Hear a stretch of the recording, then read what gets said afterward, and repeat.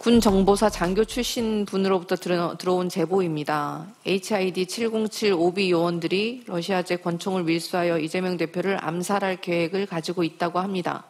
당분간 대표님은 노출이 안 되도록 하여 주시면 감사하겠습니다. 이러한 내용을 주요 의원님들께서 지도부께서 많이들 받으셨다고 합니다. 지금 당에서는 대표님의 경호를 위해서 신변 보호 요청을 검토하고 있습니다. 조만간 신변 보호 조치가 이루어질 거로 예상하고 있고요. 아주 구체적인 제보들이 많이 들어오고 있어가지고요. 이제는 본격적으로 이제 이재명 대표의 노출을 좀 줄여야 하는 것이 아니냐 이런 의견들이 좀 있습니다. 자, 김병주 의원 모셨습니다. 안녕하십니까? 네, 안녕하세요. 김병주입니다. 내용은 심각해요. 네. 러시아제 권총 밀수 이거 영화 같은 데서 본 건데. 네. 지금까지 대한민국은 총으로 위해를 가는 것은 불가능하다 이렇게 믿어왔는데 처음으로 총 얘기가 나왔어요. 네. 그리고 이제 HI 707 저 같은 사람이 보기에는 HID면 HID 혹은 707면 707이지 혹은 블랙이면 블랙이지 뭐 이렇게 섞어서 이야기했나 서로 완전히 다른 부대인데 이런 생각도 들면서도 또 한편으로 무슨 생각이 드냐면 이 제보자라고 하는 분이 어디가서 전해 들은 걸 수도 있잖아요. 네, 그렇죠. 그렇죠. 네. 그리고 불완전한 정보일 수도 있고 네. 일부만 사실일 수도 있고 이게 그냥 흘려 들으면 안 되는 거 아닙니까? 그럼요. 지금 테러에 대한 제보가 특히 이재명 대표와 관련된 제보 이런 것들은 사실 여부는 확인하는데 오래 걸리는 거고요. 예. 일단 거기에 대해서 10,000,000,000,000%의 가능성을 염두에 두고 신변 보호라든가 이런 걸 해야 되거든요. 그래서 어제 최고위 회의에서도 사실 이재명 대표 대단히 지금 위험할 수가 있어서 당연히 위험하다고 네, 봅니다. 예, 그래 신변 보호 요청하도록 결정을 했었고요. 그리고 또 저는 그 밖에 야외 활동을 좀 최소로 하셔야 된다. 안 노출을. 나오셨으면 좋겠어요. 네네. 최근에도 나와서 네네. 인터뷰도 야외에서 하고 네. 여기저기 활동 많이 하시잖아요 요새. 네, 그렇죠. 방송도 찾아다니고. 이 특수요원들 또는 오비라든가 이런 쪽에 그 메커니즘을 이해하면은 이것이 대단히 위험하다는 걸 이해할 수가 있어요. 오비라든가 예를 들어서 그런 쪽은 스탠딩 오더라는 걸 내려요. 그렇죠. 그럼 한 번 명령권자가 내리면은 명령권자가 그거를 철회하기 전까지는 유효한 거예요. 저도 그런 거 네, 들어봤어요. 예를 들면은 전에 그 북한에서 김정남 암살했을 때 예. 김정은이가 임무를 내렸잖아요. 그러면 그거는 실제 명령권자가 잊어먹어도 취소 명령이 안 오면은 계속 유효한 대기하는 거 거고, 아닙니까? 그리고 그 방법은 명령 받은 사람이 자기가 잘하는 방법으로 그걸 수행하려고 해요. 예. 이재명 대표 같은 경우는 작년 초에 테러를 한번 당했잖아요. 그때 네, 진짜 간신히 살았잖아요. 0.1mm만 칼이 더 들어갔어도 그러니까요. 죽을 수 있었는데 천운이었죠. 근데 지금은 그 수사 결과 아직까지는 개인에만 주목하잖아요. 예. 개인도 그거 칼 찌르는 연습을 수개월 동안 집에서 한 거가 나왔지 수사 진짜 않습니까? 이상해요. 네, 미진하고. 그럼 분명히 그 배우가 있을 거라고 저는 예. 보는데 배우가 있다면은 그 한 사람한테만 스탠딩 오를 줬겠습니까?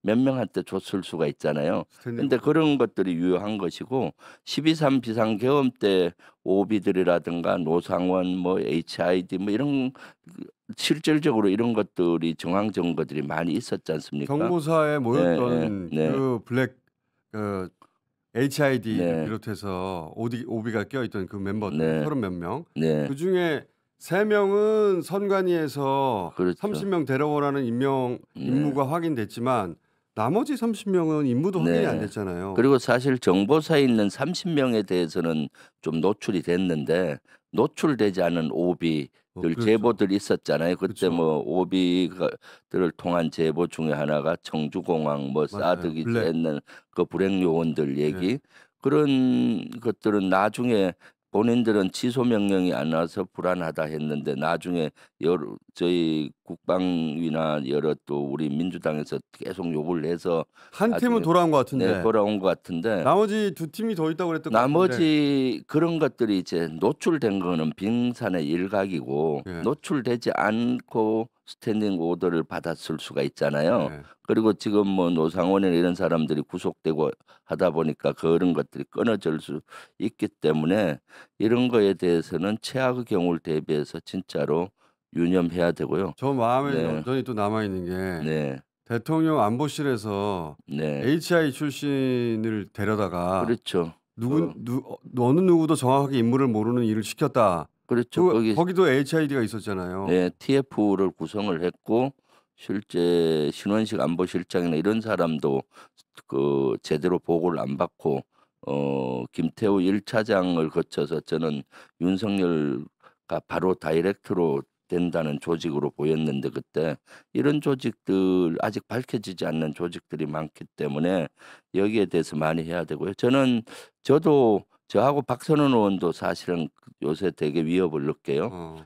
실제 현장에서 이제는 저도 야외에 많이 나가지 말아야 되겠다고 하는 것이 최근에 한 3번 정도 조금 유사한 일이 있었어요. 예를 들면은 시위 토요일 날 끝나고 가는데 한 3명이 가다가 한 60대 50대로 보이는데 한 명이 야, 저 김병주 간다 하면서 막 저를 한테로 오더라고요. 다행히 그 2명이 말리더라고요.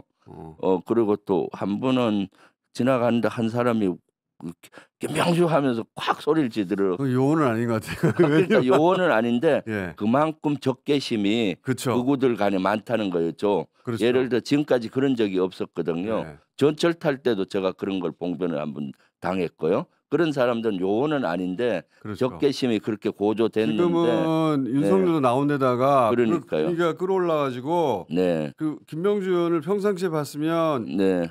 설사 싫어했더라도 그냥 지나갔을 텐데 지금 그렇지 않다는 거죠. 그렇죠. 그러기 때문에 지금은 극도로 이런 저쪽 그 극우 쪽에서 지금 최후의 발악을 하지 않습니까?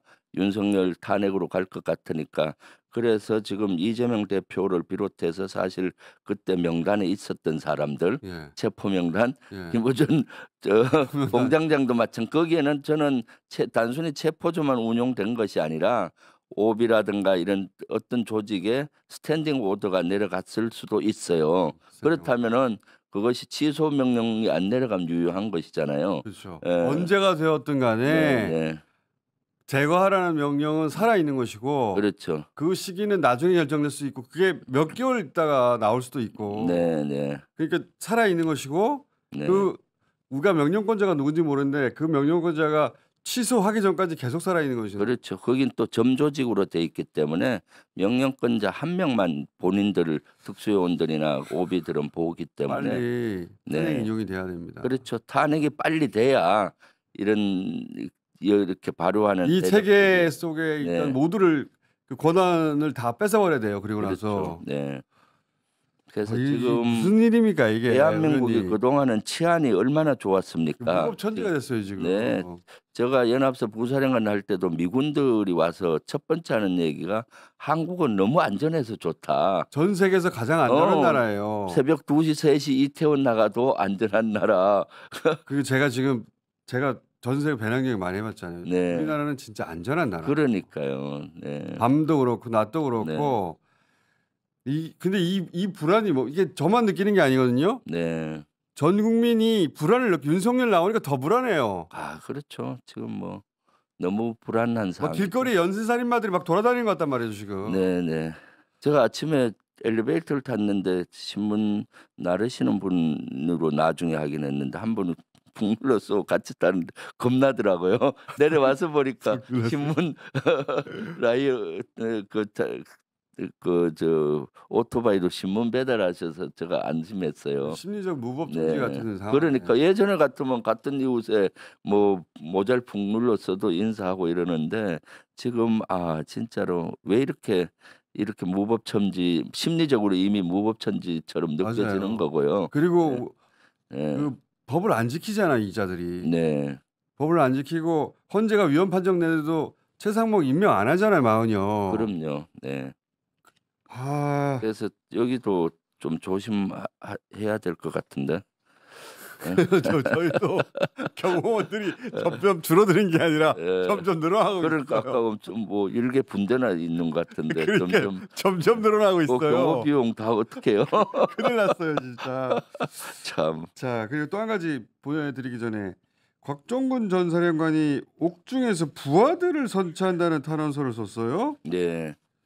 이분은 처음에는 약간 반신반의했는데 네. 시간이 지나면 지날수록 보니까 이분은 진국인 것 같은데요. 그렇죠. 군인적인 네. 자세를 견지하고 있다고 봅니다. 물론 뭐 계엄에 가담한 것이 아주 중재지만은 그럼에도 불구하고 본인이 다 책임진다는 모습을 보여서 다행이에요. 왜냐하면은 지금 김현태 707 단장하고 일여 단장 이상현 준장이 이번에 기소가 됐어요. 불구속 네. 기소긴 하지만은 그럼 재판정에 나가야 그렇죠. 되잖아요. 그래서 두 사람에게 각자 탄원서를 보냈더라고요. 김현태 네. 단장은 사실 잘못한 게 많던데 보니까 네, 거짓말도 그렇죠. 좀 하고. 두 사람 다 네. 사실은 각종군에게 불리한 증언들을 그렇죠. 문에 나와서 했어요. 그럼에도 불구하고 사실은 이렇게 저렇게 탄원서를 다 읽어봤는데 이렇게 책임을 지겠다는 그 모습을 깜짝 놀랐어요. 이거를 우리가 대통령한테 기대하는 거 아닙니까? 그렇죠. 대통령이 이런 모습을 해야죠. 그러니까. 예를 들어서 김현태가 전기 차단하고 이거는 내가 가능하냐 지시를 했기 때문에 한 거다. 이렇게까지 구체적으로 감싸줘요. 자기에 감싸주고 이 사람 사실은 이 양반은 네. 내가 그런 생각을 왜 했겠냐. 네. 윤석열이 하도 난리치니까 내가 그런 네. 생각 할 수밖에 없었다. 이렇게 나가야 되는데 그렇죠. 아니 제가 생각한 겁니다. 제가 네. 지시한 겁니다. 이렇게 하더라고요. 그러니까요. 사실 이런 모습을 윤석열 국군 통수권자가 보여야 되는 거죠. 당연하죠. 네, 그래야 사실은 우리 쟤는 미워하지만은 그래도 지도자로서 이런 자세는 있구나 해서 할 텐데 지금 큰일 났어요. 우리나라 문화가 특히 군 쪽 문화가 책임 안 지는 문화를 완전히 만들어 버렸어요. 윤석열 정권 들어와서. 그런데 그나마 곽종근 사령관이 계엄에 개입된 거는 중재지만은 현재 보이는 자세는 군인으로서 지휘관으로서 아주 바람직한 모습을 보이고 있구나라고 생각이 들고 있습니다. 자, 그리고 이제 곽종근 이 진술을 탄핵해야 되니까 국민의힘에서는 뭐 민주당이 회의에서 그렇다고 하니까 곽종근 사단장이 답답해가지고 나한테 양심 선언한 사람은 내 고등학교 동창이다. 네, 이런 네. 말까지 했어요. 네. 곽종근이가 자기 친구한테 전화한 녹취를 공개했었는데 그때 보니까 지금 내란죄로 몰고 가는 것 같다. 그리고 양심선언 하라는데 내가 어떡하냐 하니까 저쪽에서 내란죄로 몰고 가고 양심선언 한 거는 마치 우리 민주당 특히 저를 뉘앙스로 얘기하면서 해유했다라고 했는데 곽종근이가 정확히 얘기했어요. 내란죄로 몰고 가는 것은 언론을 보니까 몰고 가는 것 같더라. 그리고 양심선언 하라고 한 것은 자기 고등학교 동창들이 본인이 변호사비라든가 그때 불안하니까 친구들한테 여러 전화를 한 것 같아요. 그 중에 이제 그 녹취를 공개한 사람이 국민의힘 당협위원장이라고 나중에 이렇게 그 변호인 측에서 얘기하던데 그런 것조차 이렇게 정치 공세로 하는 거죠. 사실 곽종근을 저는 해유한 적이 한 번도 없고 곽종근 스스로도 해유당한 적 없다. 양심에 의해서 진실을 얘기했다고 그렇게 얘기하는데 본인은 해유당한 적 없다는데 다른 제3자가 해유했다고 프레임을 씌우는 거죠. 곽종근 전 사령관 이야기 관련해서는 이제 일단 윤석열 탄핵 심판이 먼저긴 하겠습니다. 그거에 지나고 나서는 이 양반을 위한 탄원 같은 거는 일반인도 할 수 있잖아요. 네네. 그건 나중에 기회가 되면 그건 조금 시간이 지나서 제가 봤을 지나서 때 이러한 모습 군인다운 모습 나중에 책임지는 모습은 정상 참작이 필요하다고 그러니까 보입니다. 이 일을 겪어보니까 저 사람은 진짜 군인이고 저런 사람이 군인이어야 하는구나 하는 분들이 몇 분 있어요. 네, 그렇죠. 예. 네, 자, 뭐 그 책임을 완전히 면할 수는 없는데 당연히 네, 정상 창작의 여지가 있는 것 같다. 뭐 네. 여기까지 해놓고 네, 돌아가시면 이제 앞으로 일정 많이 소화하지 마시고 네. 야외 일정 아, 소화하지 그러니까요. 마시고 이재명 네. 대표는 야외는 아예 나오지 마시라고. 네. 당분간 공중전으로 그러니까요. 방송이나 이런 걸 통해서 야외 절대 해야지. 나오지 마시라고. 네, 무대 위에 네. 올라가지 마시고. 그 무대 위에 어떻게 통제가 됩니까? 그럼요. 네. 그리고 특히 이렇게 훈련받은 사람들이 덤비면 어떻게 막아요? 네. 작년 보십시오. 그 테러 할 때 그 찌르는 연습을 집에 그 계속 한 흔적들이 있잖아요. 일반인도 그렇게 할 수 있는데 네. 이렇게 훈련받은 자들이 네. 등장하면은 그럼요. 네, 그렇습니다. 진짜 나오지 말으셔야 됩니다. 자, 오늘 여기까지 하겠습니다. 김병주 네. 의원이었습니다. 감사합니다. 네, 감사합니다.